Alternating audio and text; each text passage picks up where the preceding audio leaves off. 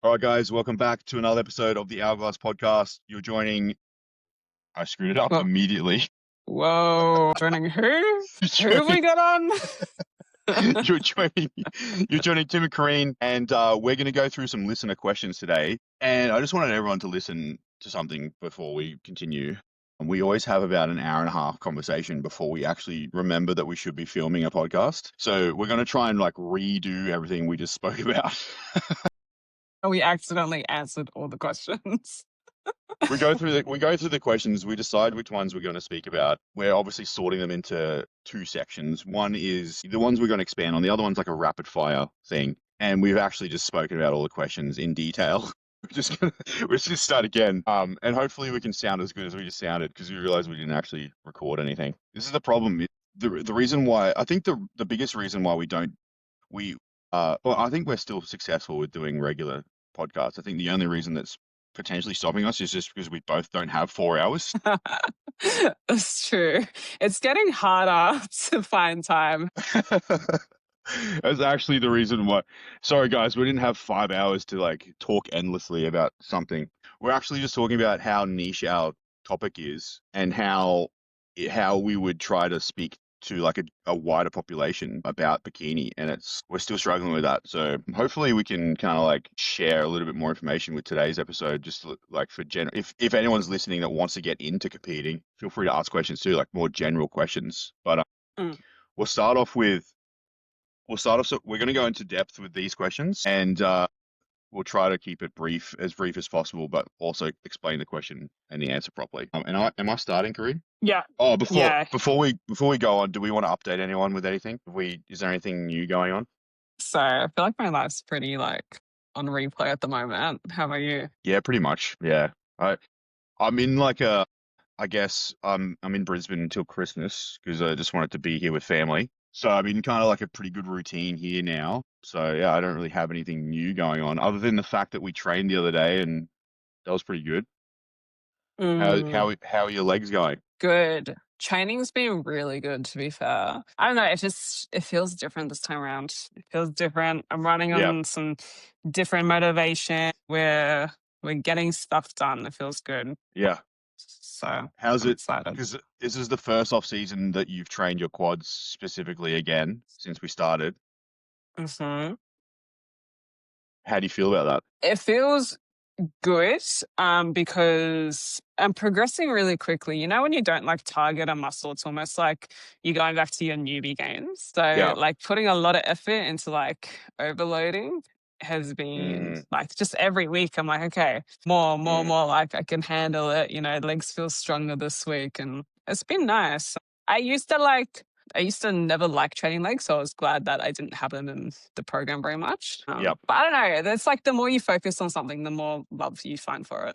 So it's been good. Yeah, 100%.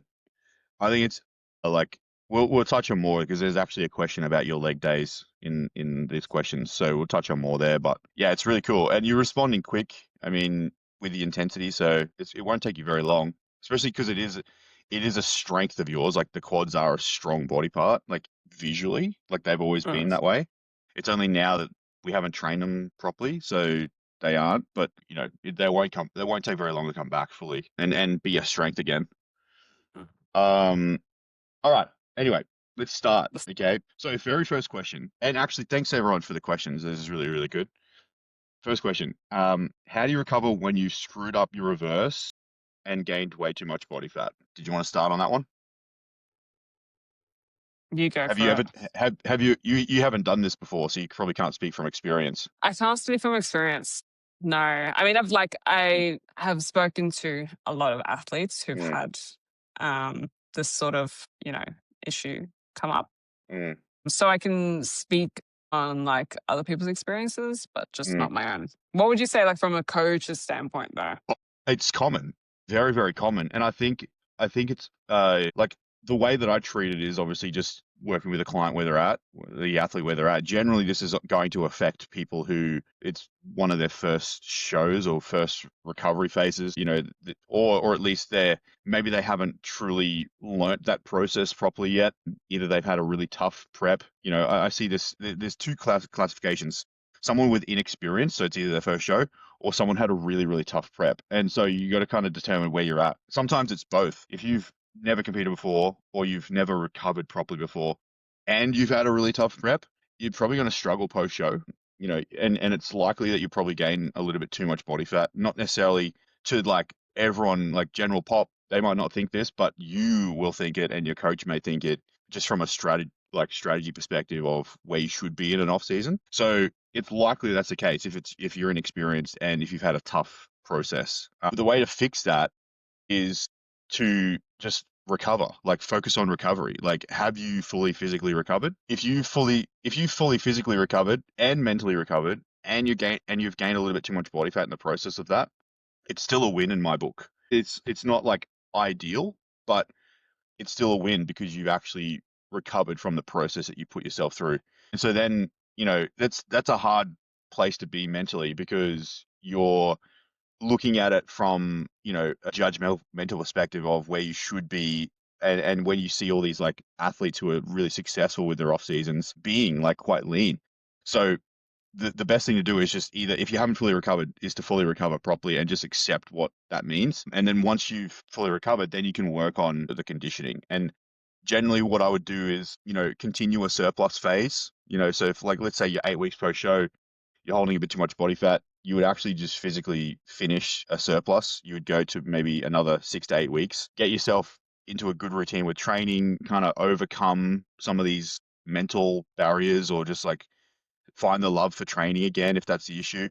Just kind of get yourself back into a process that you can control and feel comfortable in, and then look at, either doing a slow mini cut or just pulling things back and just really focusing on, consistency and like your approach to nutrition. Because generally, if you've gained too much body fat, there's something going wrong with your approach, whether it's a food behavior issue, a triggering thing where you kind of like, all or nothing and you can't sort of have any hurdles or roadblocks.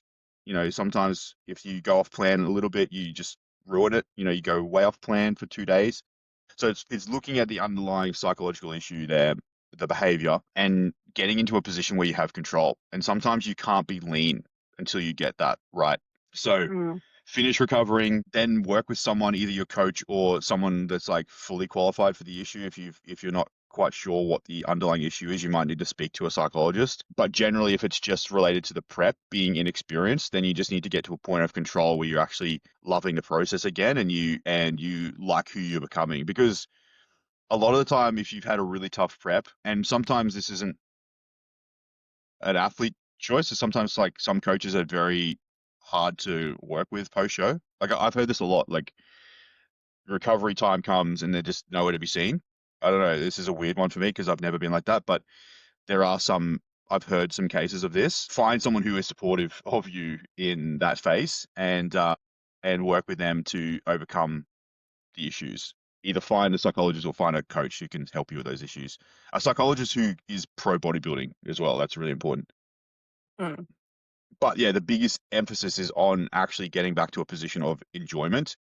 And then once you're settled and happy and everything's working and you're not sort of triggered and going off plan all the time and you're compliant to the process, you can work on your conditioning. And that might look like a slow process because you're trying to do it in a way that's not like bringing back what you experience in the prep. You don't want to kind of like finally recover and then do like a really hard, strict deficit again, So it would just be a resumption of a slow trend then from there. So you're getting back to a better condition and then slowly progressing from there. So it is recoverable. It's just going to take some time and you have to be patient and also try and treat that experience as like a big learning curve. Take information from that, take data from that, take things that you've like really just keep a diary, track your thoughts, track your emotions, track how you're feeling, like everything, so that next time you get to that position, there's less fear, And I can't emphasize enough working with someone who isn't judgmental. Like you've got to be, I personally, with someone who's gone through that process,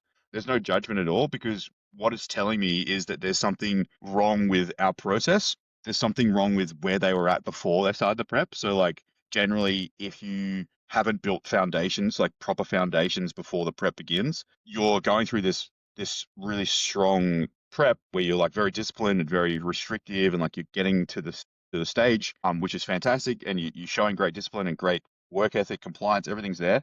But then post show, because you haven't built those foundations, as soon as you have more like quote unquote freedom and you're trying to kind of meld back into your old lifestyle, that's the issue, is that you haven't built foundations of an athlete's lifestyle yet, and you're trying to make a square peg fit in a round hole in your off season. And so we need to kind of like address those issues and build a better lifestyle that's like something that you're returning to after a show that isn't creating these poor habits and poor behaviors.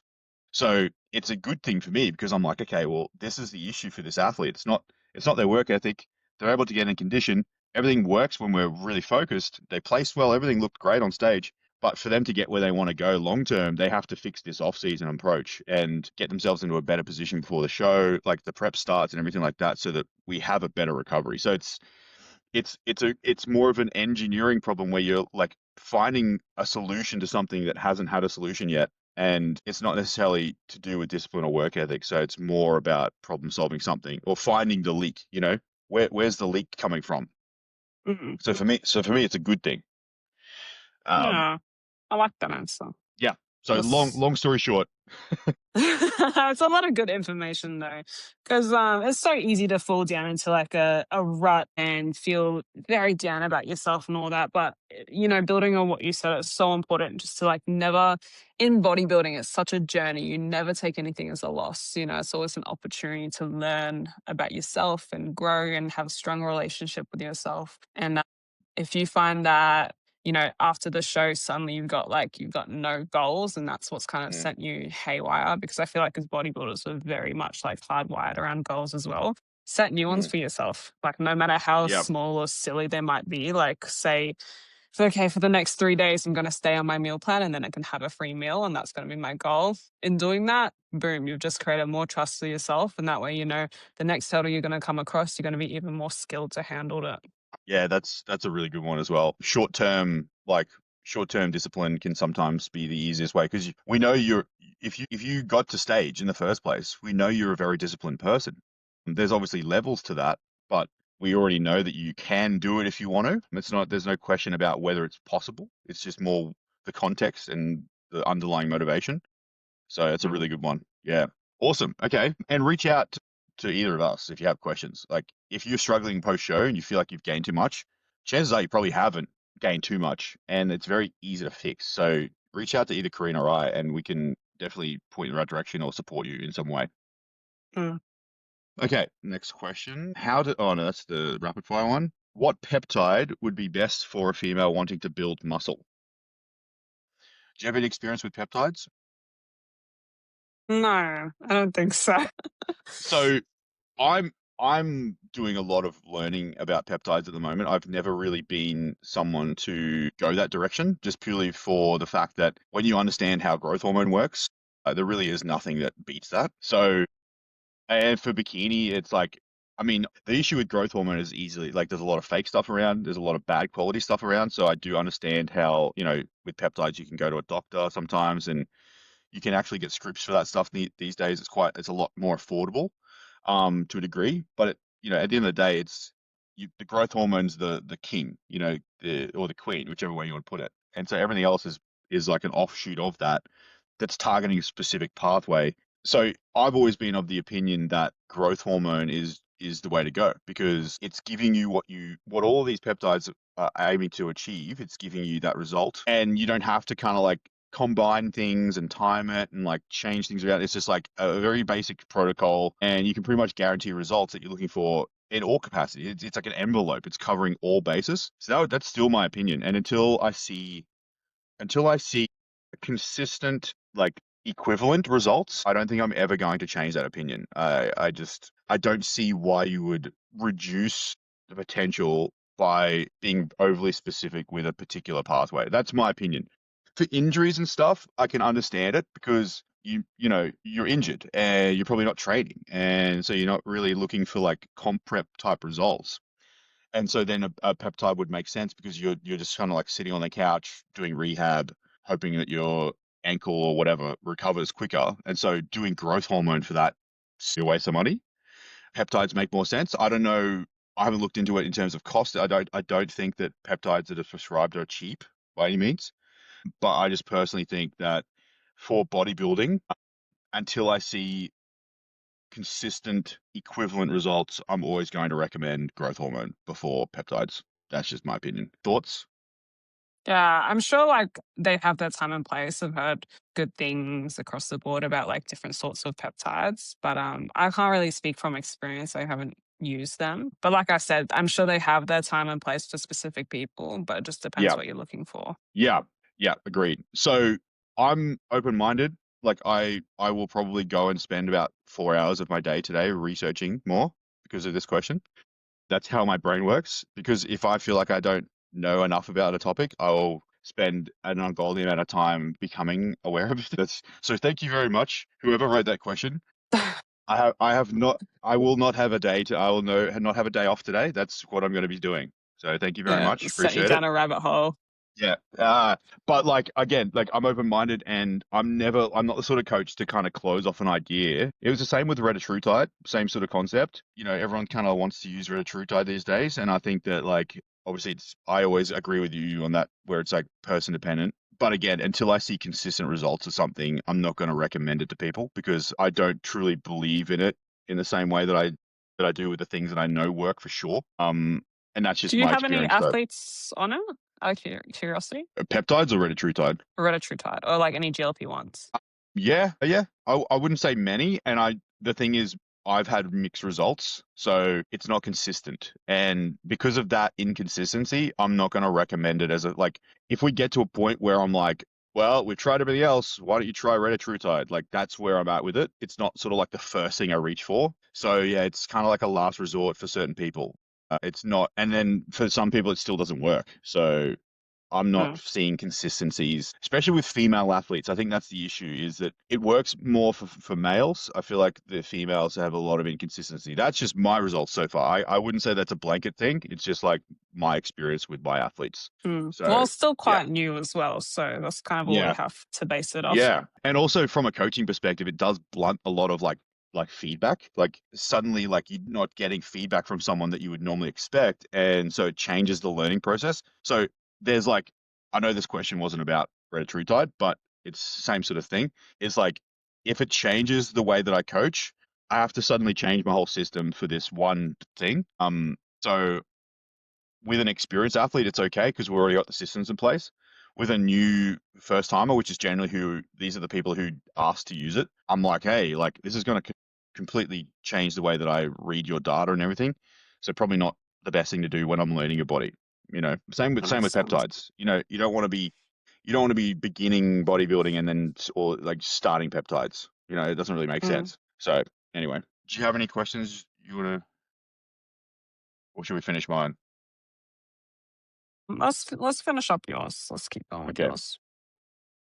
Um, okay. Where do girls go wrong in an off season, and what's the key to a successful off season? I think we kind of touched on that a little bit. Mm. Any thoughts on that one? Well, my first question is like kind of extends on that. How lean should you aim to stay in an off season? How much weight/fat is essential to gain post show, and how much is then just excessive? Okay, we can kind of join those together. Yeah. Yeah. I mean, again, with an experienced athlete like someone like you, I already have data. I already know what we're trying to do. And in fact, I told you at the start of this off season that we would push it harder than last time because I know your body can handle it more, like harder and sooner, rather than waiting till like the end of the surplus, the off season to kind of push it harder. It's like we push it harder sooner, earlier in the year. Just what I've noticed. You build data with someone's physique over time, but that doesn't really answer my question. Where do girls go wrong in the off season? Well, it is going to be about gaining the amount how much weight they gain. I think that's probably the biggest thing. That's probably the biggest thing in terms of strategy. But then also, it's the other biggest thing I find is not being locked in, not being an athlete, not approaching your off season like you want to win a show. I think that as soon as you approach your off season like you actually want to win your shows, you suddenly there's all of these questions about how much body fat to gain, you know, how long it should be for, whether it's successful or not, is all answered with simply asking yourself, do I want to win my show? As soon as you want to win your show, it doesn't really matter how much you should be gaining because you just listen to your coach. You just follow the plan. I think it's the same in comp prep. It's like, how much body fat should you lose? It's the same question. It's like, well, we don't sit at the start of prep if you want to win your show and get really overly specific with how much body fat or weight you're going to lose. You just kind of just follow the plan and listen to your coach until you're ready to go. I think there's going to be some discussion around targets. I think your coach should be, I mean, we talk about that. We go, okay, we're going aiming for this body weight. That's going to be about this much body weight a week. You also communicate with me when you're feeling uncomfortable, when you've got your period and stuff. Like, it's you communicating with me about how you feel so I can correlate that with how you look. Like, we're very structured with our communication, and also, like, it's not like a dictatorship. We're working together to ensure that you get the results. So it's really uh on one side, the coach should have a really solid plan so that you know what you're doing. And on the other side, you should be so locked in that it really doesn't matter, right? Mm, mhm, But from a strategic perspective, you don't want to gain much fat. Like, once you're actually recovered, what's ideal for a bikini athlete would be around that 0.5% of body weight a week increase, so mm. that you, you can ensure that the most amount of it is muscle. Um, the smaller the increase. So if provided your training's improving every week, like, really well, then you can guarantee that whatever body weight you've gained, a larger percentage of it is muscle. But and sometimes it needs to be quicker because you're really rapidly improving in the gym, and you obviously don't want to slow that down. And sometimes it needs to be slower because you're not training hard enough, that kind of thing. So there's so many nuances to that, but realistically, where do girls go wrong in the off season? It's their mindset, not being locked in like they actually want to win. I think a lot of people forget they're actually about to compete with people on stage. So you've got to compete with yourself, but you also got to try and beat other people. So that's a competitive approach. You got to be doing stuff that other people won't do consistently over time, right? Because you've done something pretty drastic, pretty amazing to get to where you are. So you have to do something better than that now.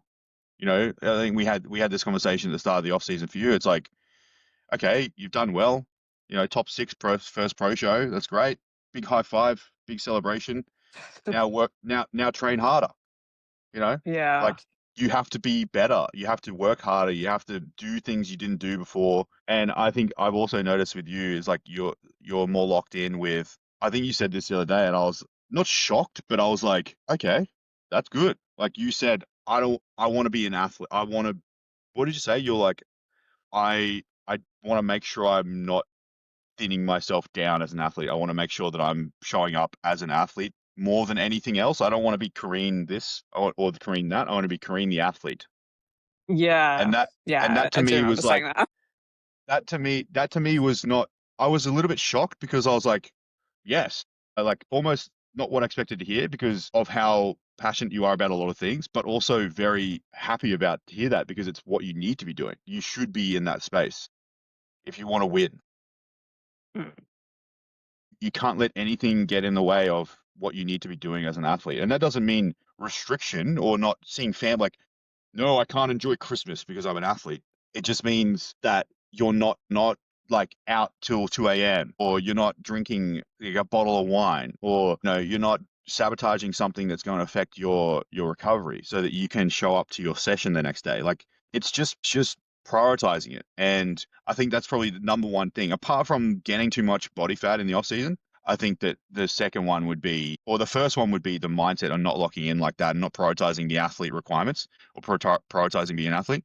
The second one would be, yeah, just gaining too much, because the more you gain, the more you have to lose. And for bikini, that's the issue, is that you'll spend 6 months plus losing fat to then realize that you don't have enough muscle density to then just do the show anyway and be disappointed, and then have that post show doubt and negativity because you didn't hit the criteria properly. And then all of that can be fixed if you're just leaner. So, Yeah. um, so I think that answers my question mainly. What were the other bits in your question? Um, Let me have a look here. It said, how lean should you aim to stay in an off season? So kind of, I guess, building on what you just said, how much weight slash fat is essential to gain post show and how much is then just excessive? Yeah. Well, I mean, with you, I use you because, like, you're a bikini athlete and everything. I'm here. Our number one priority for you post-show is get your period back, get your menstrual cycle Mm. back on track. Now, obviously, your body recovers relatively quickly. I think that's for a number of reasons, but it's sort of like we eat enough food where we know that you're going to recover. We do reduce the activity down to a point where we know you're going to recover. We do all these things so that you can recover. I'm not really looking at body fat. I'm not really caring about body fat at that point. I think that 6 weeks of being healthy and not training much and just being a person, being a human, being a young woman is less risk to your progress and more profitable to your recovery than being really strict. Like if I was like, oh, gain 100 grams max a week for the next 10 weeks, like you're not recovering, it's just like, I would I want you, die. yeah, I want you to recover as quickly as possible so we can get on with it. Like I don't want to be sitting here waiting for you to recover. I want to improve your physique. I need you recovered. I need you healthy.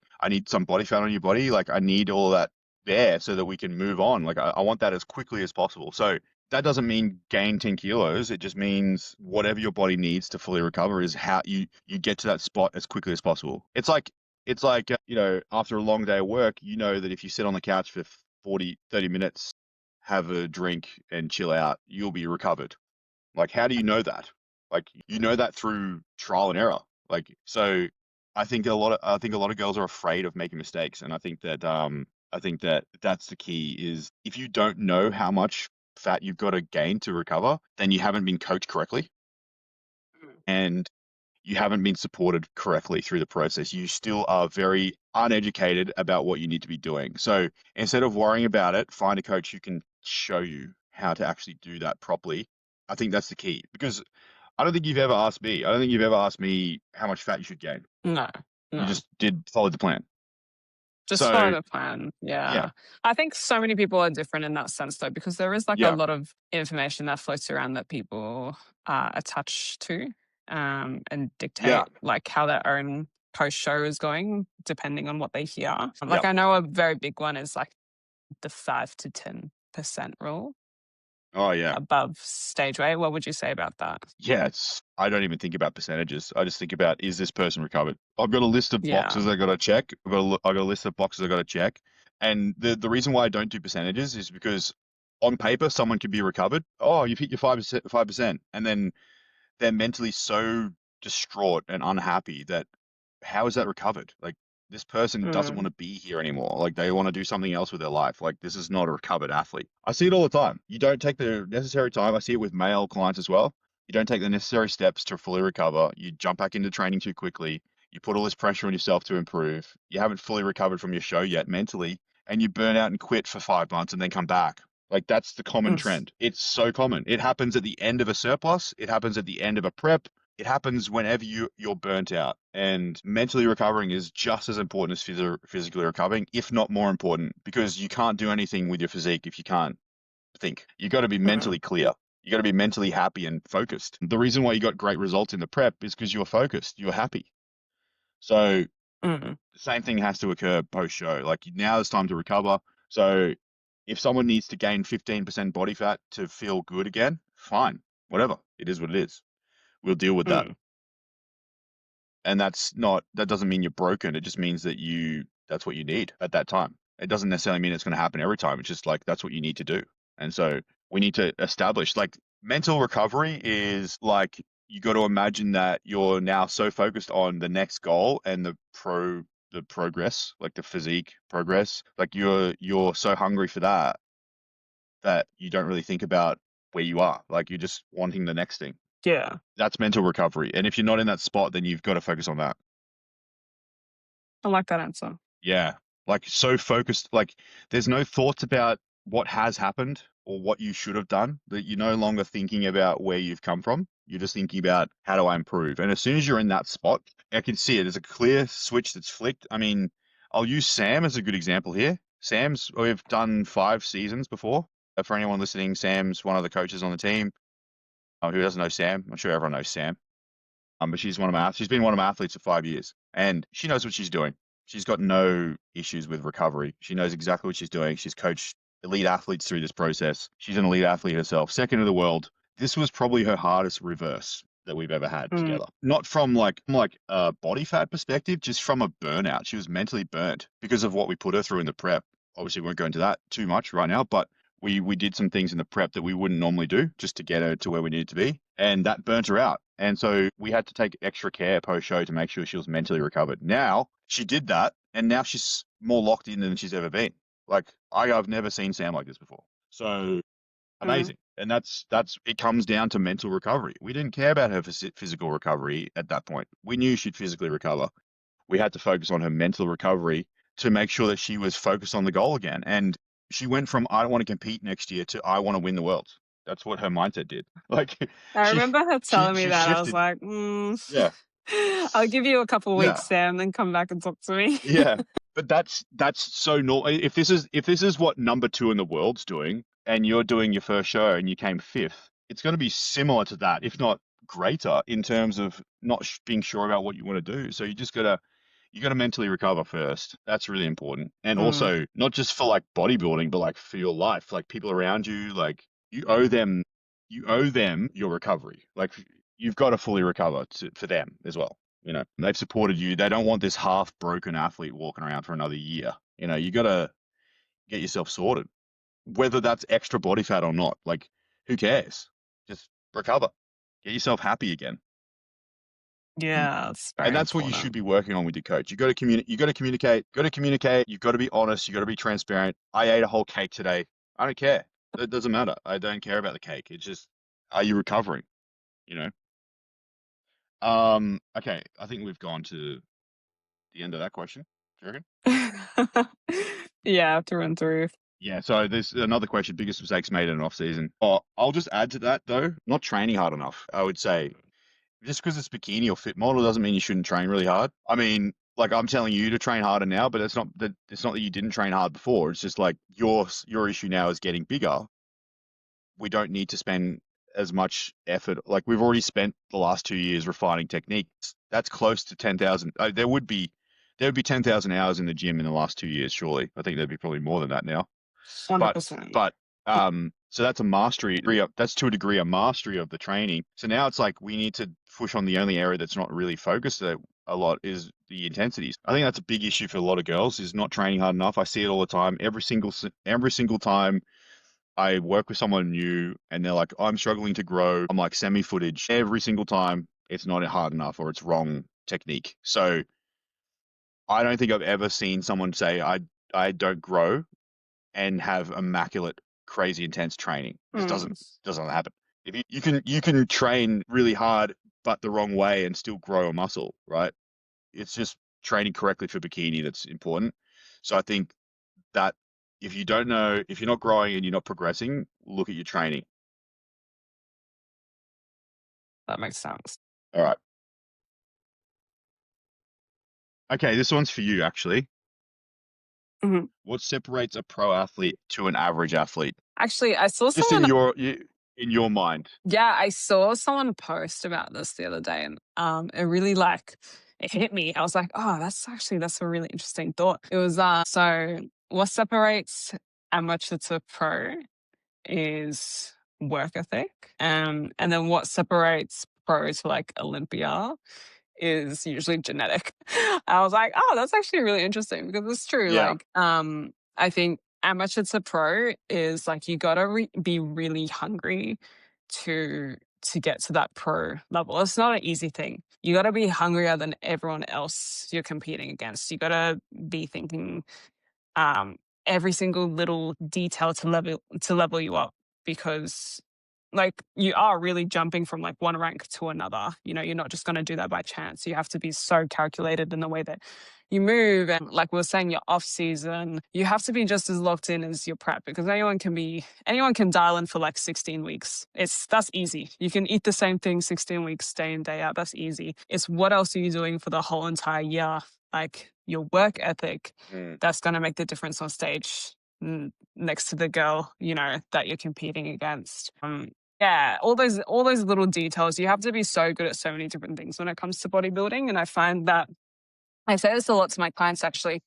There's 3 areas you have to be great at to be a great bodybuilder. It's like your build, you got to be great at building, you got to be great at eating, pushing, training really hard, being uncomfortable because, you're eating tons of food and maybe feeling like a bit fluffy, things like that. You got to be good at shredding. So you got to be good at being hungry and doing your cardio and, ticking those boxes and feeling uncomfortable in a whole different sort of sense. And then you got to be good at your presentation, which is ultimately like what everyone sees at the end of the day. They don't see how many calories you've just been on. They don't see how heavy you can lift. They don't see any of that stuff. They see that presentation. So you can't be good at two, or you can't be great at one, like you have to be good at all three of I those like and that. all three of those things. Yeah, it's something that is a year-long process or a lifelong process. It's not going to happen in 16 weeks, any of those things. Yeah, it's like yeah, I love that. That's actually a really good way to put it. Speaking from the pro herself, how would you rank those three? In importance? You just broke up then. What'd you say? Like, how would I rank them in importance? Hang on. It's like, yeah. In like what separates a pro? Like, which one is that? Which one do they have to be best at? In what order? This is the And thing, is like it the that. same for amateurs as it is for? Oh, we're lagging again, aren't we? Yeah, I think we're lagging. No, Goddamn. I can hear you now. It's just like a little bit laggy. that's okay. That's all good. Sorry, continue your question.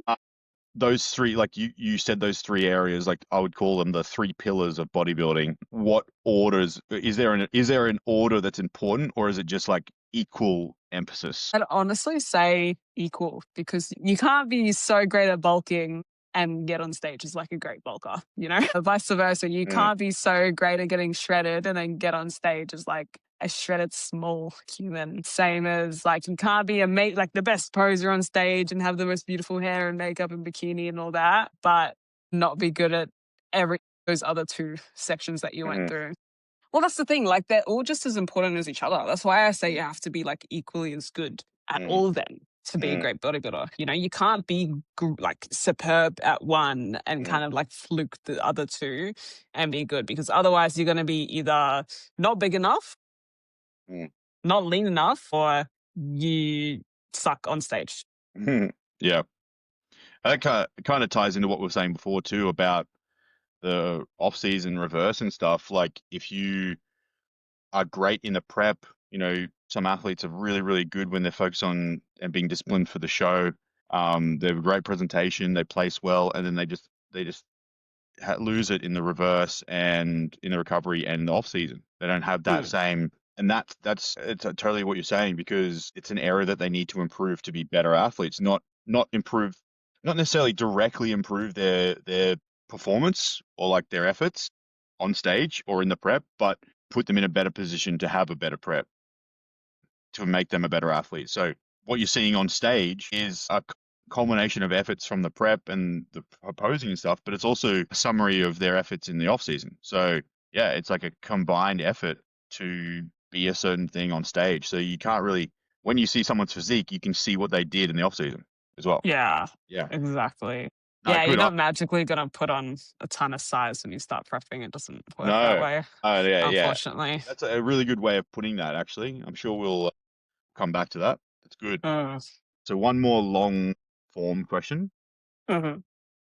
Why do coaches program 4 days of workouts instead of five? My body, even though I'm older, craves 5 days. I don't get it. Also loving the instructional videos. You explain it so well.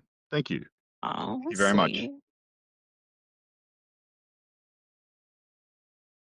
My body, even though I'm older, craves 5 days. Don't take this the wrong way, but I'd be interested to know what craving 5 days looks like. Like, what is this? Just What is ready. this? Just like, does it speak to you? Like, I want to train? Like, what is how do you know? That would Strong be, winds have blown me to yeah, gym once again. yeah. You know those videos where it's like, I tripped over and did arms again?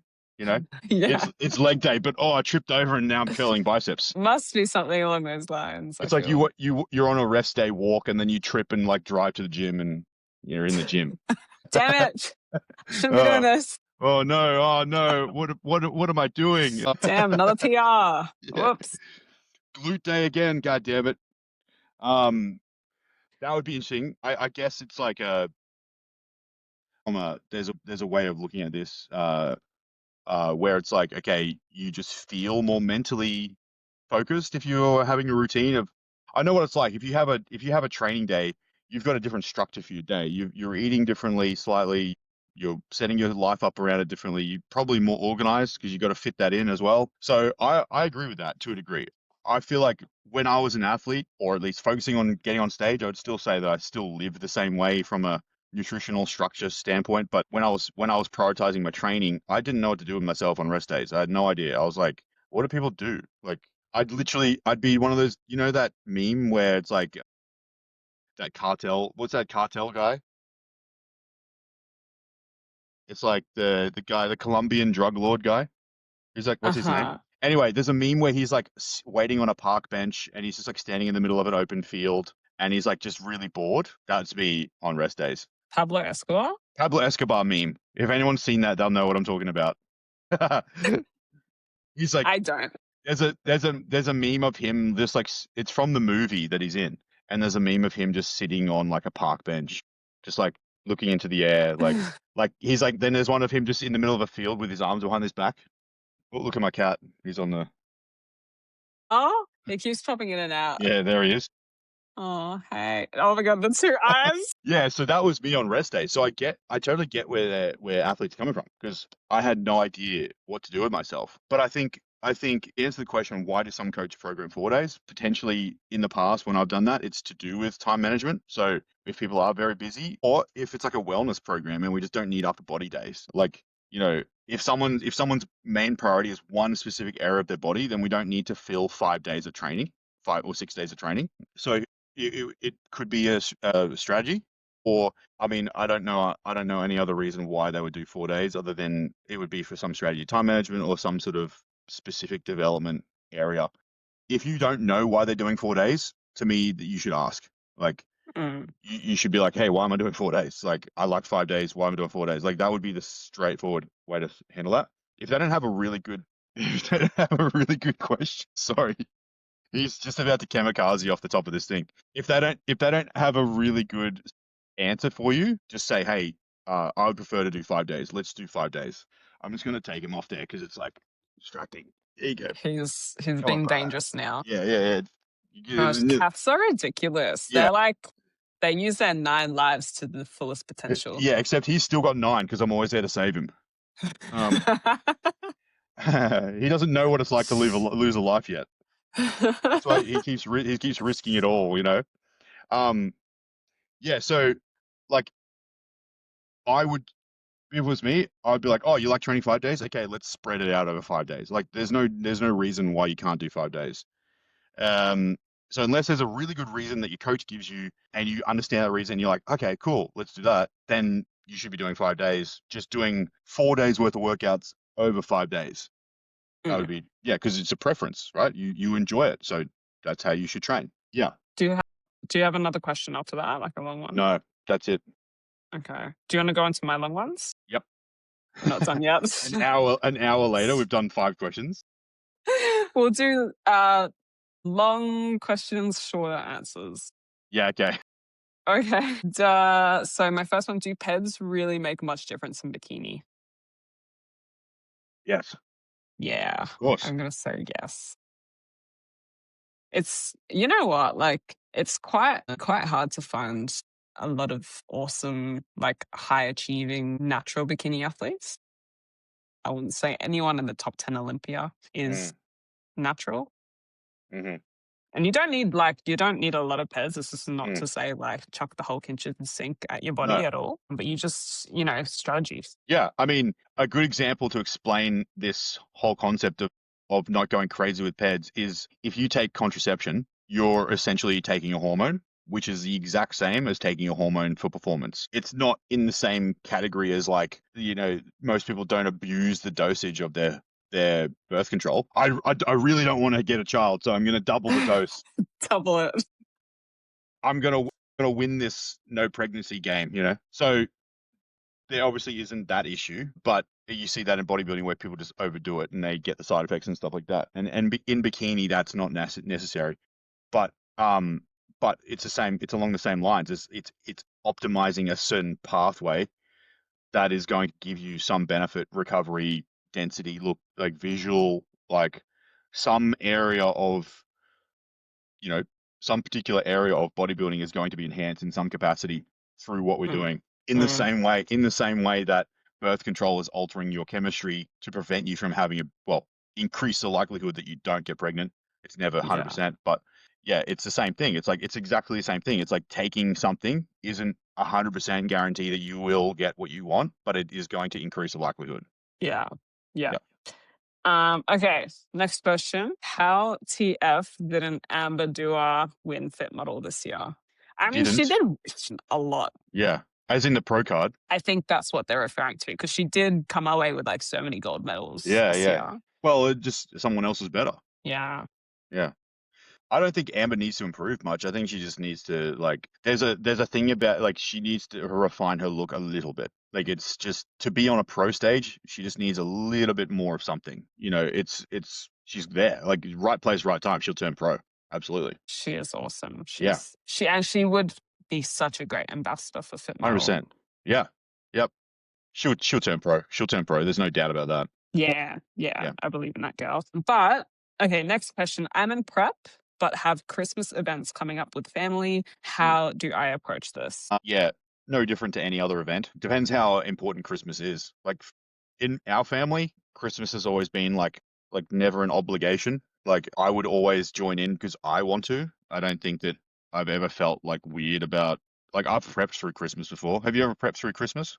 I actually haven't. I've Okay. never prepped through Christmas. So it's the same as prepping through any other event. I think the only issue is that there's this like global feeling of Christmas. Like in Christianity or in Western culture, there's this global like understanding that everyone should be eating shit. Mm. Yeah, you're Like, surrounded with it. yeah, it's like, oh, it's Christmas. Like, I even saying the word Christmas is annoying. Like Christmas, a Christmas, Christmas. Like, Christmas, Christmas, Christmas. Yes, it you is know what I that mean? time. You can tell I've had a lot of these conversations, right? I think, I think that the I think that the pressure is there. If you're new to this sport, I understand it. I think there's a lot of pressure there. There's a lot of gray area and misleading information on Instagram. And I think that like I can understand it, but I think that the more serious you are about what you're doing, the easier this becomes. This whole conversation becomes less confusing, less of an issue, the more you want to achieve. I rarely have this conversation with an athlete who would die for their goals, you know? Mm. And I'm not saying that you should not enjoy Christmas. Like it's absolutely, but like define that. Like how many events do we actually really have? Like, do you have an event? Is it like the 12 days of Christmas? Do you have like a feast every day for Christmas? Or is it just like one Christmas lunch? Like some of these people must have the best time. Like I don't ever recall having this many meals for Christmas. It's just one, Well, yeah, I it's like suppose. Christmas I mean, Day. it depends. Like, it depends. Some people might have like split families they go to. They might do like a Christmas Eve and Christmas Day and stuff like that. And Christmas. then you got New Year's straight after. And there's Christmas, and Christmas comes after Christmas. You know what I mean. Yeah. But I know, I, like, it depends. Like exactly like you said, the stronger mm, your why, the easier the how. yeah. So if like, maybe you make like a plan with your coach or something and you're like, okay, like we started prep 1 week earlier or Mm, whatever, so then I could mm. enjoy like a free meal on Christmas with my family because that's very Yep. important to me and it doesn't feel like Christmas any other way. Yep. Then that's what you do. That's how you approach it. I have preps through an Easter event. My family really Mm, celebrates Easter and we get the whole thing, everyone together and everything like that. I just brought my own meal because I was like, I love being included. I mm. don't, I don't want to isolate myself or stay at home or anything like that. But I just feel like I'll bring my own meal because I can still eat with everyone. I can still see everyone. That Yeah. was what was important to me, not the food. And that's how I navigated that. But like, it doesn't, whatever way you go, it's not to say like you're right or wrong or anything like No. that. Yeah, like I'm the first. I'm the advocate for like eat as much as possible, pass out, sleep on the couch for the day. Like I love that. That's my fondest memories of Christmas is that feeling of just being like with your fam. you know, it's nice. Like it's a like a ritual type thing. Like you just come together, you just stuff your face, and you chill and sleep and hang out in the sun and like do that stuff. And it's nice. Barbecue vibes, music on. You know, it's actually less about Christmas and more about just family and being with them. And you know, I'm the first guy to eat too much trifle. Like, absolutely. But like, I'm not judging myself or like worrying about it. Like I rarely do that. Like I want to do that on Christmas Day. I want to feel Mm. bloated. Like fantastic. I deal with that. I'm not going to go to the gym and try and PB, you know. So it's a time to enjoy all restrictions and let the guard down, enjoy family time. But I'm not getting on stage in 6 weeks or 10 weeks or whatever, 15 weeks. Yeah. So And prep, it's a if I bit of was a getting on different story. yeah, if I was getting on stage, there's no way I would want to feel like that, you know? Mm. So yeah, I think it's contextual and you've got to stand up for your goals and you've got to be aware of who you want to be on Christmas Day. Like if you want to be like Tim who eats way too much, then fine, but you've got to Mm. prepare like before and after that if your goals are there. Like, you know what I mean?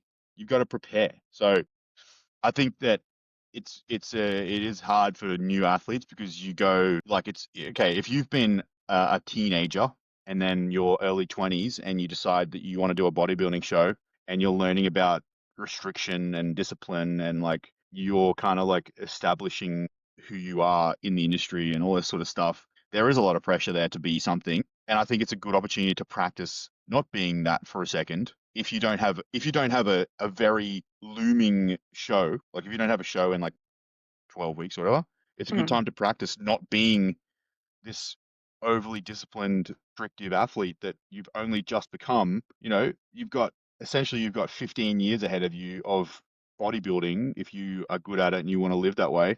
So a meal with family is fine. You can deal with that, you know. Mm. Way too much people put way too much pressure on themselves to be something, you know, and not be okay with it. Like you ate off plan for a day, so what? You know, Mm. get over it.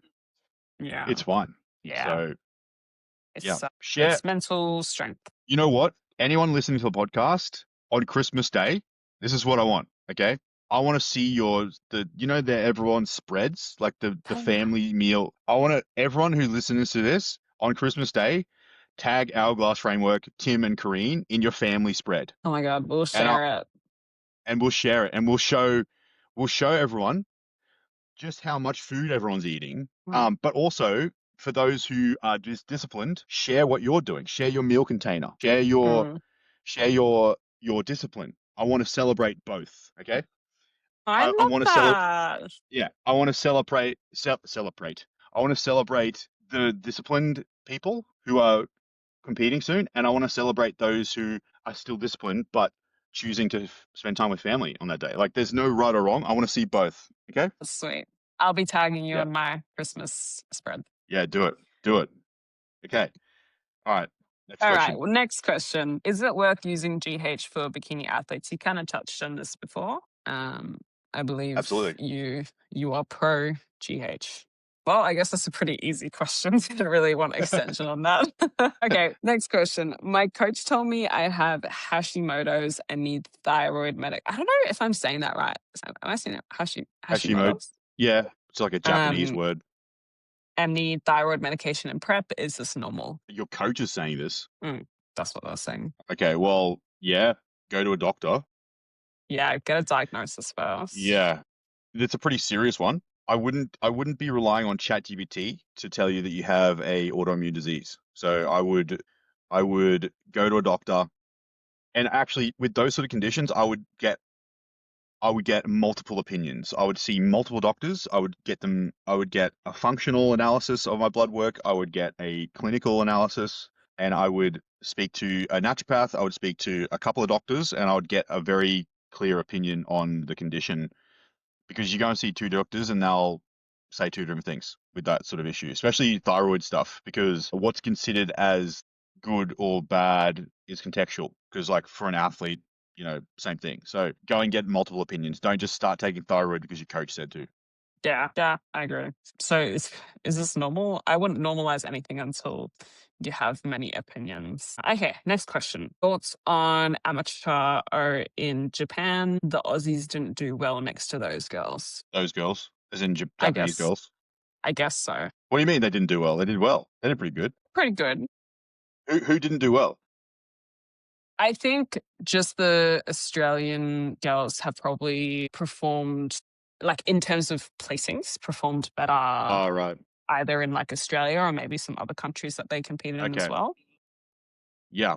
Well, again, this is the thing with bikini is you have a cohort on stage.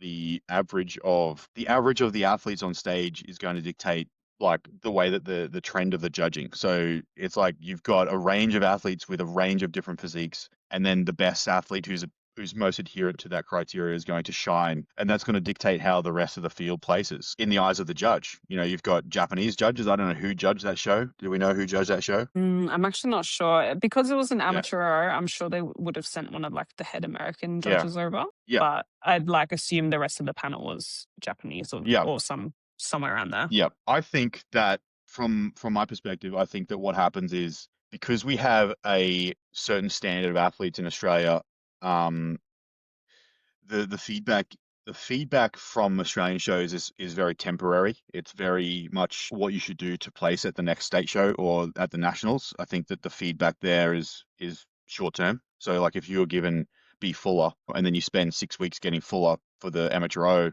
it's not necessarily what's going to make you better. Mm. So I think that that's where a lot of athletes go wrong in a longer season because you have different feedback from Australian judges for that short term thing, and then you have, let's say you do New Zealand or something, and then you do amateur in Vegas, and then you do Japan. The feedback is different because different girls, different lighting, different stage, different timeline, different strategy for the feedback. Like amateur Olympia feedback would be, I would say, what they need to do to turn pro, not what they need to do at the next day show. So Mm. it can be conflicting, and I think that a lot of the time, I can't speak for the other coaches, but a lot of the time athletes have not the strongest game plan with what they need to do to turn pro, and I think that when you get feedback, you have to obviously take take it on, but also use it within your own game plan for the next show that you're doing with the strategy that you have, knowing what you know about your physique. And I think that's probably the biggest issue with most Australian athletes is that we're so focused on what to do at our shows with our seasons, with our judges, that we don't look out, we don't look bigger, and we don't think about what we need to do to actually look like a pro athlete. Mm.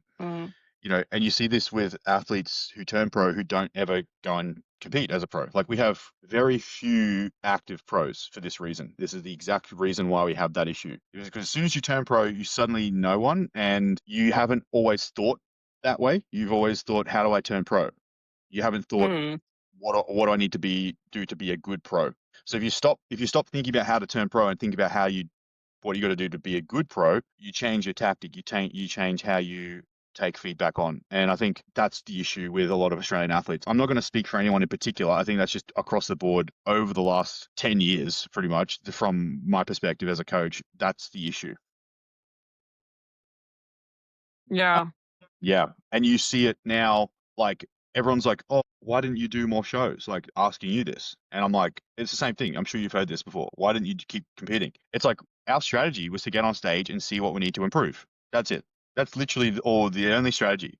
There was no like there was obviously that encouragement to do more shows and get on stage against different athletes. But once we saw what we needed to improve from a judging perspective, there's no need to do more shows. Like it's very clear what we need to do to be a better pro, right? Mm. So I think with all athletes in Australia, it needs to be the same thing. At an amateur level, you need to be getting on stage, either not competing until you're very competitive, which I think a lot of these girls were anyway. I don't know who they're particularly talking about, but anyone who did an amateur Olympia was very competitive at the Australian shows anyway. So they're at that point, but it's also like look at it and go, what do I need to do to be a good pro, not just turn pro.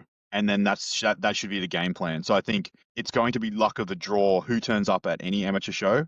And if you're right there but not quite there, and you're not really dominating, it can fall either way very quickly with a different lineup. So I think the focus needs to be, what do I need to do for my physique to be winning, pro show. I know that's crazy to think that far ahead, but that's then how you can ensure that you clear that amateur rank and actually get into the pros, because yeah, it's going to be dictated by, in the amateurs, it's never just size or, one of these elements. It's always just like who's the most bikini, which could be so random on the day. It's like such a Yeah. random thing, and not everyone nails that look on the day. It's lucky if you don't have your process down pat to be a good pro, which is what being a good pro means. Then it's going to be randomized. It's not going to be consistent every single show. And that's our thoughts looking at it from our competitive lens. Like, obviously, if Yeah, you're a competitor listening to this and you're like, oh, I'm not even close to being a pro, but I want to go to yeah, Japan or Vegas or whatever just for the fun of it, go do that. Go have yeah, fun, enjoy it. yeah, 100%.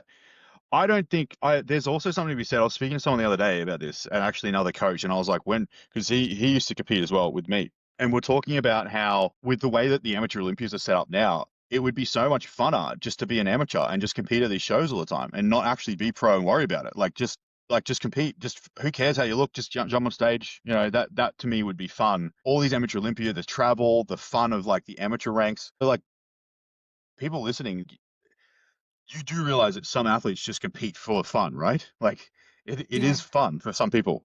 So just because they're not living up to your expectations of like whatever those expectations are, doesn't mean they're not enjoying themselves and living out their dreams. I think let's not over assume here. Let's just try to encourage. Yeah.